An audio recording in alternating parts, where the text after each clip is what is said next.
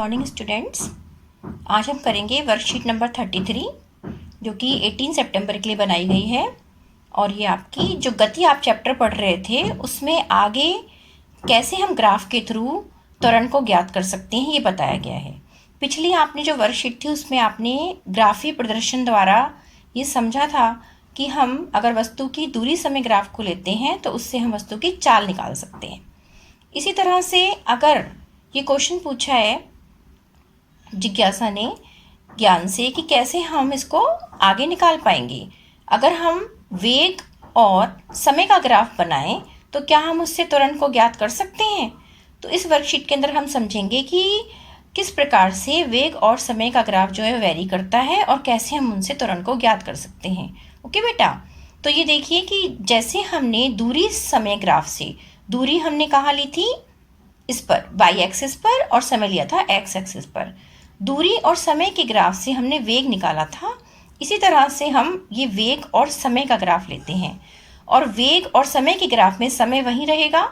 पीछे भी जब हमने त्वरण पढ़ा था तो हमने उसमें देखा था कि वेग और समय के ग्राफ से हम त्वरण निकाल रहे थे, लेकिन पूरा कॉन्सेप्ट क्लियर अब होगा कि कैसे हम ग्राफ डिफरेंट ऑब्टेन करते हैं और कैसे हम वैल्यू को कैलकुलेट करते हैं। ओके बेटा, तो ये देखो कि वेग को हम वाई एक्सिस पर लेते हैं और समय को एक्स एक्सिस पर, और इस तरह से हमें ये दिखाए गए हैं कि किस किस प्रकार के ग्राफ हमें प्राप्त होते हैं। ठीक है बेटा, ये दो ग्राफ जो आपकी वर्कशीट में दिखाए गए हैं उन्हीं को इलेबोरेट कर दिया, ये आपकी बुक में बने हुए हैं, इनको समझा रही हूँ मैं, और आप अच्छी तरह से पर्टिकुलर बुक से भी पढ़ लेना, पर क्लियर हो जाएगा। यहाँ पर ये वेग और समय का ग्राफ है कि वेग वाई एक्सिस पे लिया है 10-10 के अंतराल पे, और ये समय लिया है एक एक आपका सेकंड के हिसाब से। ओके, लेकिन ये किलोमीटर पर आवर में है और ये आवर में है, तो इसको घंटे में लिया गया है, इसको किलोमीटर पर आवर में लिया गया है।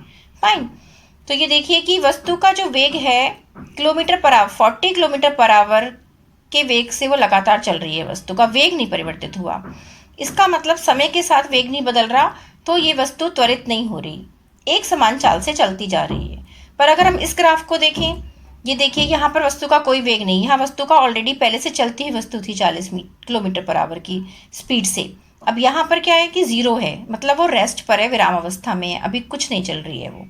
लेकिन जब वो स्टार्ट हुई, सपोज कार है या स्कूटर है, कोई भी चीज़ है या कोई भी व्हीकल है, वो स्टार्ट हुआ और धीरे धीरे उसकी जो है वो, ये देखिए स्ट्रेट लाइन आती है कि धीरे धीरे उसका वेग बढ़ता गया, उसकी स्पीड बढ़ती गई। तो समय के साथ साथ एक समान अनुपात में उसका वेग बढ़ रहा है। इसका मतलब ये वस्तु क्या हो रही है, त्वरित हो रही है, इसका त्वरण है। ओके, क्योंकि हम जब वस्तु का त्वरण निकालते हैं तो इकाई समय में हुए वेग में परिवर्तन की दर त्वरण होता है। तो कितने से इस समय से इस समय तक इस वस्तु के वेग में क्या परिवर्तन हुआ, ये हम इसको ग्राफ में निकाल सकते हैं। ग्राफ का जो स्लोप आएगा निकल कर, वो हमें वस्तु का त्वरण देता है। ठीक है, तो यहाँ से हमने वेग और समय के ग्राफ से त्वरण निकालना सीखा। यहाँ हमें पता चल गया कि 0 होगा।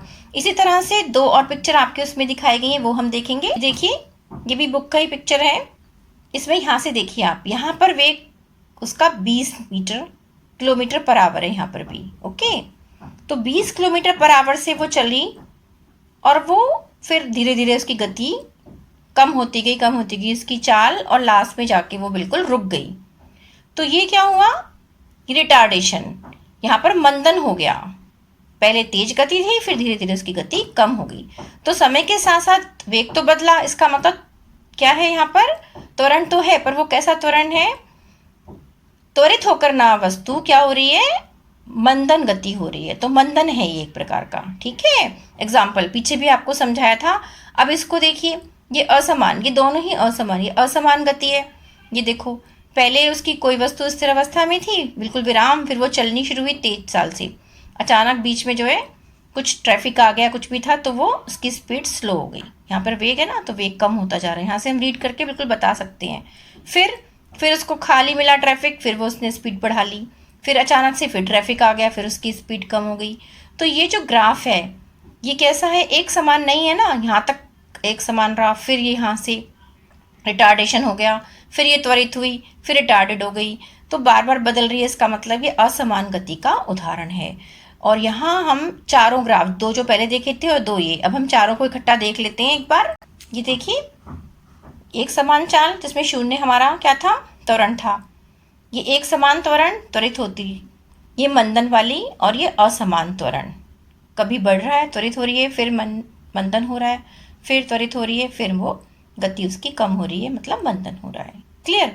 अब नेक्स्ट थिंग दिखाई गई है इसमें कि कैसे हम, अब हमने सीख तो लिया, फिर इसका यूज क्या है कि वेग समय ग्राफ, खाली ग्राफ अगर हमारे पास है तो क्या हम वेग समय ग्राफ से उसकी दूरी ज्ञात कर सकते हैं?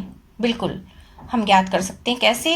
ये देखो, जो वेग समय एक लाइन आई थी, हमने उसको सीधी पैरेलल यहाँ वाई एक्सिस के थ्रू नीचे तक मिला दिया, इसको भी नीचे तक, तो हमारे पास ये देखो एक आयत एक आ गया, ये ए बी सी और डी, ये आयत आ गया आपके पास।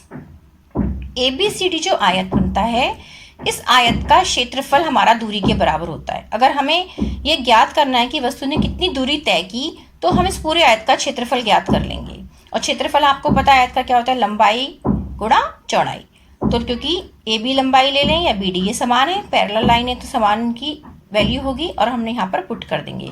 तो इस अगर आप ग्राफ में देखेंगे तो ये वैल्यू निकल कर आती है आपकी 40, वेग तो 40 ही है, और यहाँ पर हमने 40 किस किस के बीच लिया है, इस पॉइंट से इस पॉइंट के बीच। तो यहाँ से इस पॉइंट से इस पॉइंट के बीच में आपका क्या निकलेगी, ये 4 पर है और ये है 1.2 पर। तो 4 में से 1.2 घटाया हमने, तो ये हमें दूरी मिल गई, ये वाला मतलब समय मिल गया। तो समय हमारा आ गया 2.8। तो 40 × 2.8 इज इक्वल टू 112 किलोमीटर। ये आपकी वैल्यू रहती है दूरी की। एक समान वेग से जगह चल रही है तो दूरी तो उसने तय करी। अब देखिए एक समान त्वरण में दूरी कैसे निकालें। अब ये तो ऐसे स्लोप आया है इसका, तो यहाँ पर क्या करते हैं, वही वे है कि यहाँ पर भी पैरेलल लाइंस खींचती दोनों, और यहाँ पर हमें ये आकृति ट्रेपेजियम टाइप प्राप्त हुई। अब इसमें दो चीज़ें बन गई, एक तो छोटा सा ट्राइंगल बन रहा है और एक ये क्या बन रहा है, आयत। तो हमें पूरा ये जो शेडेड पोर्शन दिखा है ब्लू कलर से, इस पूरे का क्षेत्रफल निकालना है। इस पूरे का क्षेत्रफल क्या होगा, दूरी होगी तय की गई।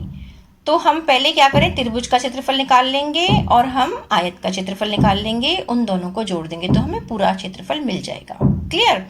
तो हमें पता है आयत का क्षेत्रफल फिर वही A B into B C, त्रिभुज का क्षेत्रफल क्योंकि समकोण त्रिभुज है, half into base into height, base into height A D into D E, multiply कर दिया।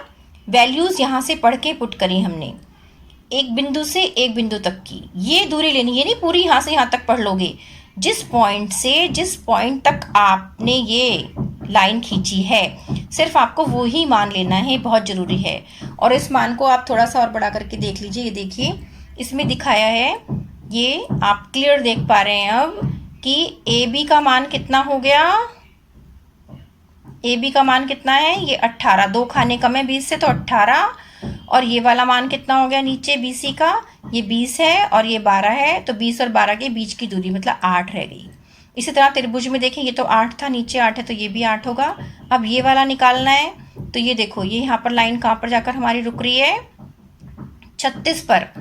ठीक है, ये 36 पर है और ये कहाँ पर थी, 18 पर। ठीक है, तो इन दोनों के बीच का मान कितना हो गया, 36 में से 18 को माइनस कर देंगे, तो 36 में से 18 गया, ये 20 और 12 माइनस किया, ये कैलकुलेशन देखिए आप वैल्यू निकालने के लिए, और ये 36 में से 18 माइनस किया, तो जो वैल्यूज़ निकल कर आई उनको हमने पुट कर दिया और हमारी दूरी निकल कर ये आ गई 216 मीटर। तो ये आपने बहुत ज़रूरी ध्यान देना है कि हमें ग्राफ किस तरह का दिया गया है और हम वो चीज़ स्थिर रहेगी कि हमें हमेशा जब दूरी निकालनी है तो ये जो पिक्चर बनी हुई है, कौन सी, ये जो क्षेत्रफल आपने लाइन खींचकर निकाला, इसके अंदर का पूरा क्षेत्रफल पूरा का पूरा ये जो है वो दूरी होगा। ओके बेटा, अब हम क्वेश्चन आंसर देखेंगे। क्वेश्चन आंसर हम स्वयं को जांचिए, इसको अगली हम वीडियो में डिस्कस कर लेते हैं। Okay, thank you.